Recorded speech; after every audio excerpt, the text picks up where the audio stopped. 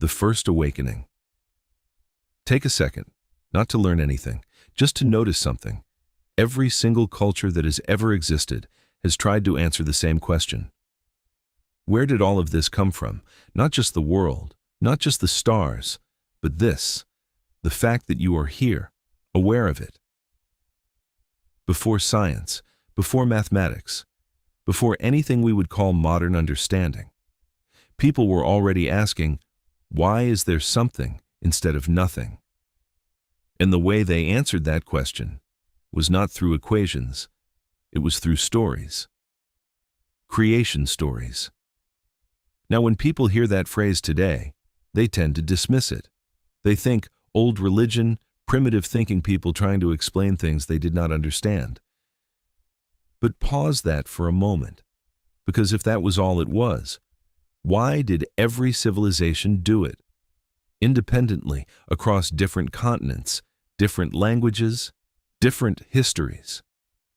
They all created some version of a beginning. Not just of the world, but of meaning, of order, of why anything makes sense at all. And when you look at them together, something becomes clear. They follow a pattern. Something starts as one, something happens, and then there are many. The words change: light, word, breath, awakening. But the moment they are pointing to feels the same. And these stories don't disappear. They don't fade out as we get more advanced.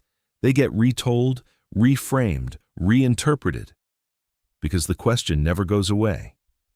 Where did this come from? Not just matter, not just energy. This, experience. And here's the part that matters. These stories were never trying to be science. They weren't trying to measure anything. They weren't trying to explain mechanisms. They were trying to do something else. They were trying to take something that's very hard to describe and make it understandable. They are structure, wrapped in story. So instead of asking which one is right, ask something better. What are they all trying to describe? Not in literal terms, but in shape. Because if every civilization kept returning to the idea of a beginning, then maybe the idea of a beginning is pointing at something real. Not necessarily the way it was told, but the fact that it was told at all. So before we replace those stories, or dismiss them, or argue over them, there's one question worth holding on to. What is a creation story actually trying to capture? Chapter 2. Why every culture has one. Now take that one step further. If creation stories were just random, you wouldn't expect to see them everywhere. But you do. Every civilization, every time period, every part of the world. Different languages, different environments, different ways of living.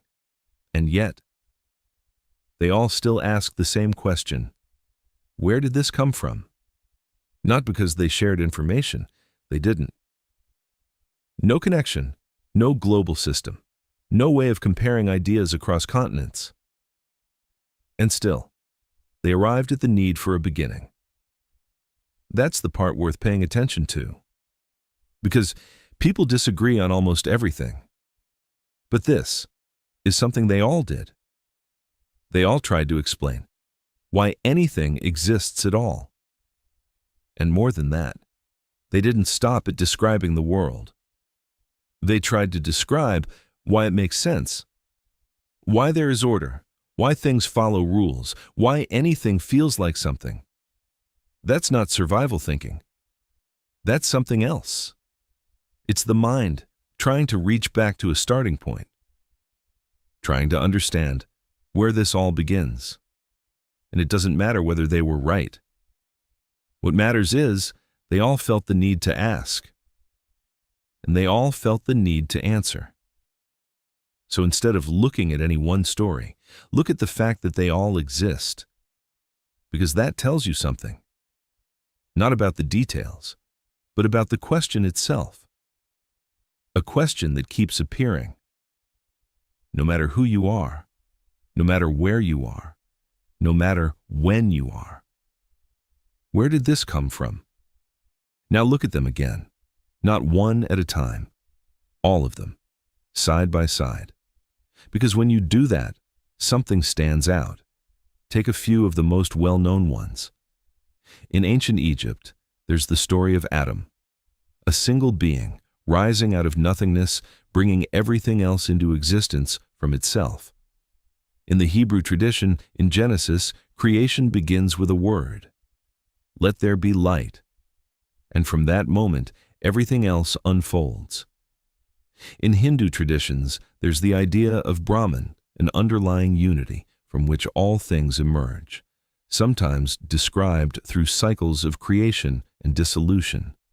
In ancient Greece, there's chaos, not disorder as we think of it, but a kind of formless beginning from which structure gradually appears. Different places, different languages, different symbols. But now step back, because when you do, the details start to matter less, and the shape becomes clearer. They're not just similar. They follow the same pattern, over and over again. It always begins the same way, not with many things, but with one. Something whole, undivided, no separation. Then something happens, a word, a breath, a light, a moment, and that moment changes everything. Because after that, there is no longer just one. There is difference. There is this and that. Light and dark, sky and ground, before and after. From that point on, everything begins to unfold. More structure, more form, more separation, until eventually you get a world. And that pattern keeps repeating. 1. Something happens, many, again and again, across cultures that never spoke to each other, across people who lived thousands of years apart. The same shape, not identical in detail, but identical in structure. And that matters, because details can change. But patterns don't. Patterns point to something deeper, something consistent, something that doesn't depend on language or belief or location. So instead of focusing on what makes these stories different, focus on what they all share. Because that shared pattern isn't random. It's pointing at something. Now zoom in a little. Because even though the details change, the language starts to overlap. Different cultures, different words, but they keep reaching for the same kinds of ideas. And the easiest way to understand it is to think about how you would explain something you can't quite put into words. You don't explain it directly. You point. You say, it's like this. It feels like that. It's close to this. That's exactly what's happening here. So let's go through them slowly. Light. Almost every tradition has it, not just as something physical, but as something that reveals. Think about it. When a room is dark, everything is still there. You just can't see it. Then the light turns on. Nothing new is created. But suddenly, everything is visible. That's the kind of idea they're pointing at. A beginning that feels like seeing. Now the word, in some traditions, everything begins with something being spoken. That might sound strange at first, but think about what words do. You say something, and it becomes real in a shared way. You name something, and now it exists in your world. So when they say, it began with a word, they're pointing at a moment where something is defined, brought into clarity. Now, breath. This one shows up again and again. Breath is invisible. You can't see it, but you know it's there. It moves things. It gives life. It keeps everything going. So when breath appears in these stories, it's pointing at something that isn't solid, isn't visible, but powers everything else. Now awakening. This one is quieter, but it's there. A shift from nothing to something. From silence to presence. From no awareness to awareness. And if you think about your own experience, you already know what that feels like. Waking up.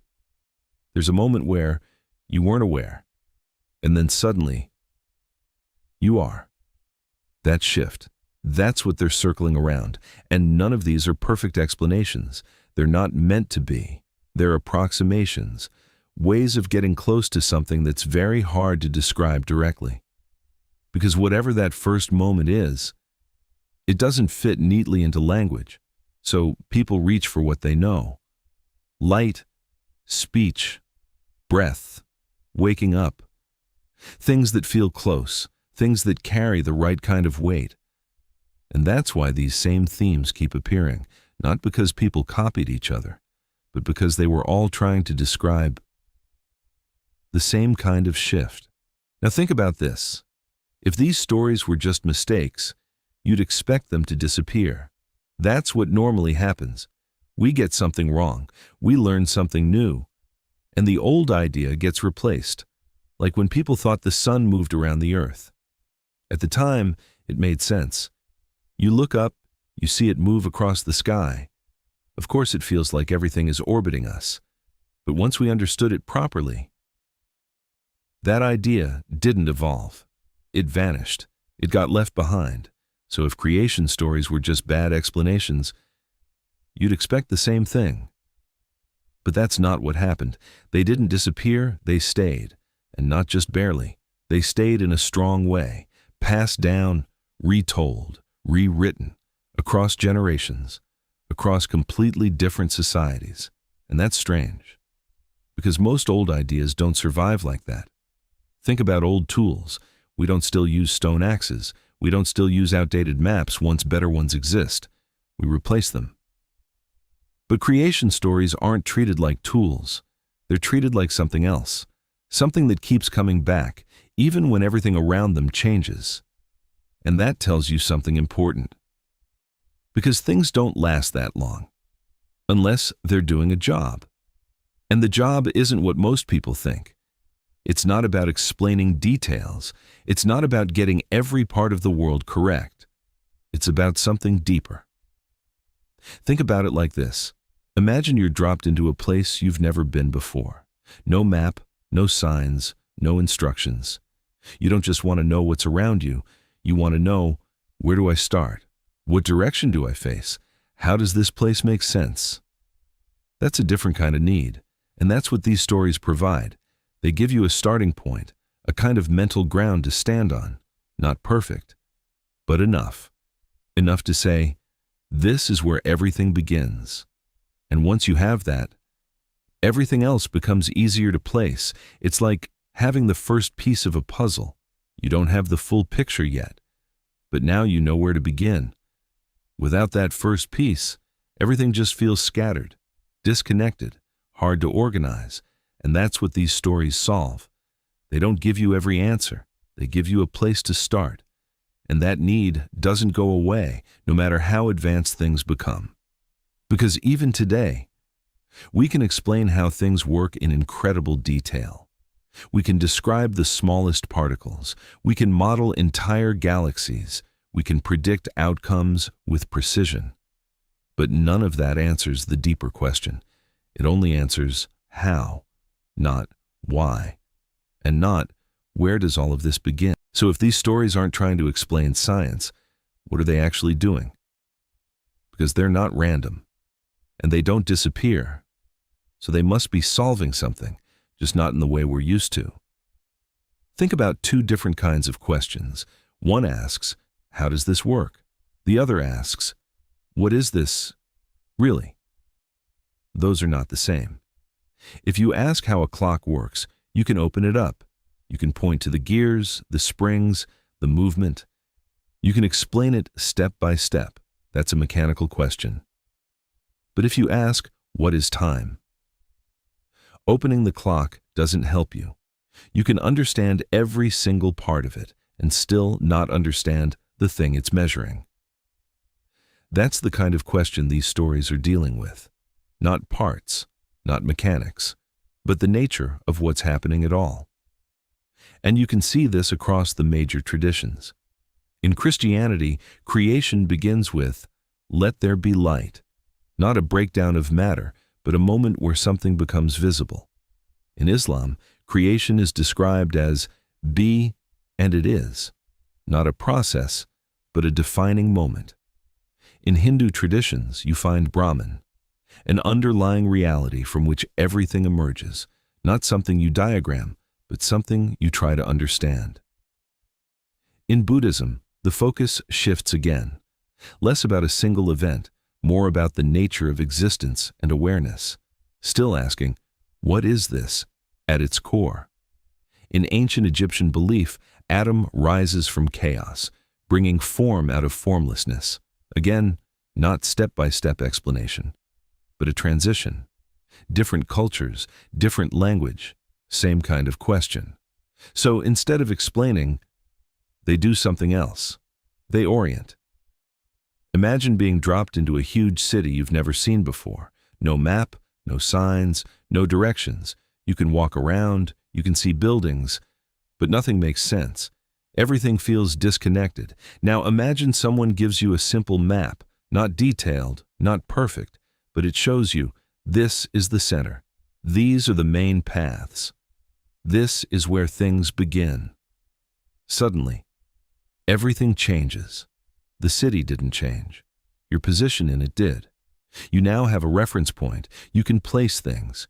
You can understand direction. That's what these stories are doing. They're not describing every detail. They're giving you a center, a starting point, a way to say, this is where everything comes from. And once you have that, everything else starts to feel connected. You can see the same thing across religions. In Christianity and Judaism, there is a clear beginning. In Islam, everything starts from a single command. In Hindu traditions, everything emerges from a single source. Different forms, same function. Now think about another example. Imagine watching a film, but you miss the first 10 minutes. You can follow what's happening, but something feels off. You don't fully understand it. Then you go back and watch the beginning, and suddenly, everything connects. Not because the film changed, but because now you know where it started. That's what a creation story provides. Not the full explanation, the beginning. And that gives everything else context. Now think about how you explain something complex to someone who has never seen it before. You don't start with technical language. You say, it's like this. You use something familiar to point at something unfamiliar, because some things are too abstract to explain directly. So you translate them. That's what these traditions are doing. Christianity, Islam, Hinduism, Buddhism, Egyptian and Greek traditions. Different images, same purpose, light, speech, breath, a beginning, not exact answers, but ways of pointing, not saying, this is exactly how it is, but saying, it's like this. And when you see it that way, you stop judging them as failed explanations and start seeing them as tools. Tools for understanding something that doesn't fit neatly into language. Because the real problem they are solving is simple, but deep. How do you make sense of existence at all? Where do you begin? When everything is already here? And how do you explain that in a way someone can actually understand? That's what they're doing. They're not explaining the world. They're giving you a place to stand inside it.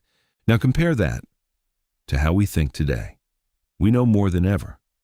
We can explain how stars form, how planets move, how matter behaves. We can zoom in on things and break them down into smaller and smaller parts. Atoms, particles, forces. And the deeper we go, the more detailed the picture becomes. It's like taking apart a machine. You remove each piece, lay it out in front of you, and learn what each part does. The more you understand the parts, the more control you have. And that's what modern thinking does really well. It answers how things work. But there's a problem, because how is not the same as why. Imagine someone shows you a watch. You can learn how the gears move, how the hands turn, how it keeps time. But none of that tells you why the watch exists, or why you're even looking at it.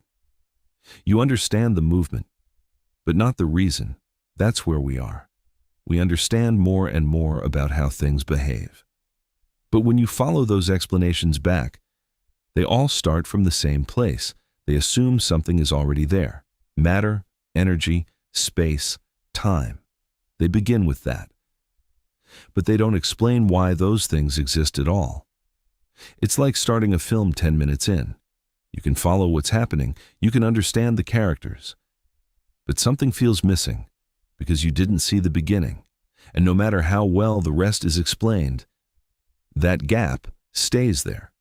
You can keep asking, what caused this? And then, what caused that? And eventually, you hit a point where the answer becomes, it just is. And that's not really an explanation. It's where the explanation stops. And this is exactly the point where older traditions were trying to begin. In Christianity and Judaism, the story doesn't begin with matter already existing. It begins with, in the beginning. A clear starting point, not just how things work, but where it all starts. In Islam, you see the same idea. Be, and it is. A moment of origin, not a process you analyze, a beginning you recognize. In Hindu traditions, instead of starting from physical matter, everything emerges from Brahman, a deeper underlying reality, not something you break down, something everything comes from. In Buddhism, the focus moves again, not on physical creation, but on the nature of experience itself. What is this that we are experiencing? And in ancient Egyptian belief, Adam rises from the waters of chaos, form emerging from something undefined. Again, a beginning, not a detailed mechanism, a starting point. So while modern thinking gets better and better at explaining what happens after things begin, these traditions were trying to answer something else. Where does it begin? Not in terms of parts, but in terms of origin. Now think about something even simpler, your own experience. You can describe the brain, signals, patterns, activity. You can explain how information moves around, but that still doesn't explain why it feels like something to be here, why you see, why you hear, why anything shows up at all. And again, this is where older traditions were pointing. In Buddhism, this is central, the nature of awareness itself. In Hindu traditions, the idea that everything is an expression of a deeper reality. In Christianity, the idea that creation is not just physical, but meaningful. That existence itself has weight. Different language, same direction. Pointing at something deeper than just mechanics. It's like describing a screen in perfect detail, but never explaining the picture on it, or describing a speaker, but never explaining the sound you hear. The structure is there, but the actual experience is left out. And that's the missing piece, not more detail, not more information, but the starting point itself. We've become very good at explaining what happens after things begin, but we've lost a clear way of thinking about the beginning, not just how things form, but why anything is here at all. And without that, everything else sits on top of something we haven't fully understood. It's like building a house on a foundation you've never seen. It might stand, it might even work perfectly, but you don't really know what it's standing on. And eventually, you start to notice that, not in the details, but underneath everything. So take everything we've just looked at, every culture, every story, every attempt to explain a beginning, and set the details aside. Forget the names, forget the specific descriptions, forget the exact words. Just look at what keeps showing up. A beginning, a moment, a shift, something that everything else comes from. And now, slow it down. Because this is the important part. Instead of asking, which story is right? Ask something different. What if they're all trying to describe the same thing? Not perfectly. Not in the same language, but pointing in the same direction. Think about how people describe something they don't fully understand. If 10 people experience the same thing and try to explain it, they won't agree on the wording. One might describe what they saw, another might describe what they felt, another might describe what changed. So the descriptions sound different, but they are all pointing at the same thing. That's what this starts to look like. Christianity describes light, a moment where something becomes visible. Islam describes a command, a moment where something is defined. Hindu traditions describe an underlying reality, a source that everything comes from. Buddhism points toward the nature of experience itself, not just what exists, but what it is like to exist. Ancient Egyptian and Greek traditions describe something emerging from chaos, a shift from formless to form, different words. But now, step back again. Because this is where it becomes clear.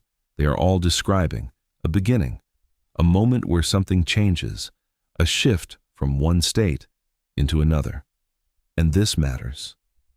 Because if people across different places, who never spoke to each other, who lived thousands of years apart, all ended up describing the same kind of moment, then it's probably not random. It's probably not coincidence. It's more likely they were all trying to solve the same problem, trying to describe the same kind of beginning. Now think about something simple. Imagine a group of people watching the sunrise for the first time. One says, "It's light breaking through the dark."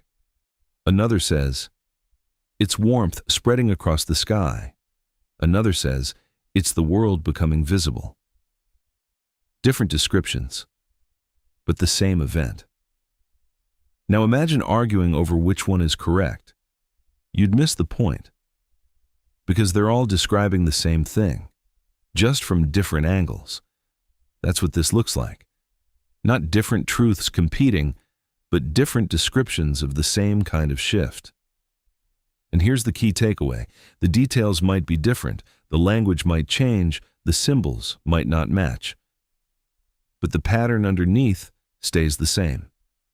And that pattern is what matters, because patterns don't depend on culture, they don't depend on language, they don't depend on belief. They show up again and again when something real is being described. So, instead of getting caught in the differences, focus on what they all share. Because if you can see that clearly, you're no longer choosing between stories. You're looking at the structure behind them. And that structure might be closer to the truth than any single version on its own. So if all of these stories, all, are pointing at the same kind of beginning, then it's worth asking something simple. What actually makes sense as a starting point? Because most modern explanations start the same way. They begin with something already there.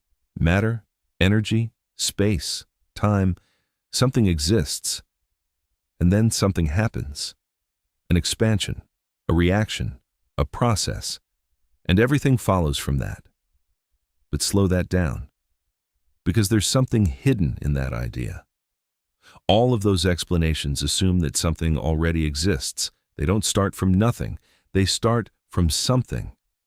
And that raises a problem, because if something is already there, you still have to ask, why? Why does that exist? Why is there anything at all? Now think about this in a simpler way. Imagine walking into a room and seeing a table. You can describe it, its shape, its material, its position. You can even explain how it was made, but none of that answers. Why is there a table here at all? You've explained everything about it, except its existence. That's the gap. And the same thing happens with modern explanations. They describe everything after something exists, but not why anything exists in the first place. So what if we shift the starting point? Instead of asking, what came first? In terms of matter, ask something more basic. What makes knowing possible? What allows anything to be recognized at all? Because before anything can be described, before anything can be measured, before anything can even be talked about, something has to be able to know it. Something has to be able to recognize it. Now think about your own experience, right now. Before you think about anything, before you describe anything, there is already something there. You are aware. You don't have to create that. You don't have to build it. It's already present. Everything else happens inside that. Thoughts, images, sounds, ideas, they all appear within that. So instead of starting with things, you can start with that. The ability to know, the fact that anything appears at all. And now connect that back to the traditions. In Christianity, creation begins with light, a moment where something becomes visible. In Islam, it begins with a command, a moment where something becomes defined. In Hindu traditions, everything emerges from a deeper reality, a source that everything comes from. In Buddhism, the focus is on awareness itself, not what appears, but the fact that it appears. Different words, but now they start to line up, not as descriptions of matter, but as descriptions of something more basic, something that allows anything to be known at all. And when you look at it that way, the idea of a beginning changes. It's no longer about something happening out there. It's about something becoming known, something becoming visible, something becoming real in experience, and that gives you a very different starting point. Not matter first, not an event first, but something more fundamental, something that everything else depends on. So bring it all together. Every culture, every story, every attempt to explain a beginning. They all point to something, not in the same way, but in the same direction. A beginning, a moment, a shift. And we've seen what happens when you start with matter. You can explain more and more about how things work. You can go deeper and deeper into detail, but you never quite reach the start. There's always something assumed, something already there. And eventually, you hit a wall. A point where the answer becomes, it just is. So try something different. Instead of starting with things, start with something simpler, something you already know is real. Right now, you are aware, not as an idea, not as a theory, just as a fact. You don't have to prove it, because everything else depends on it.